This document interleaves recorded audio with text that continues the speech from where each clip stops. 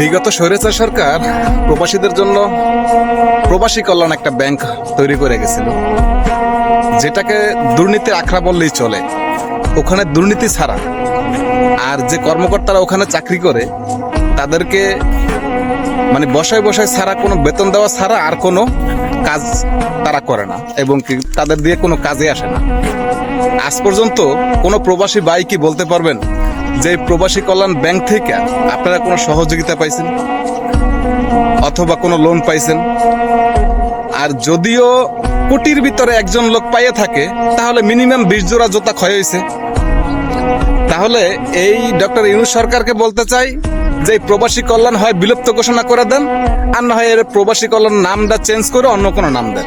কারণ এই প্রবাসী কল্যাণ ব্যাংক প্রবাসীদের যদি কোনো কাজেই না আসে, তাহলে অযথা কি কারণে সরকারের তহবিল থেকে তাদেরকে বেতন দেওয়া?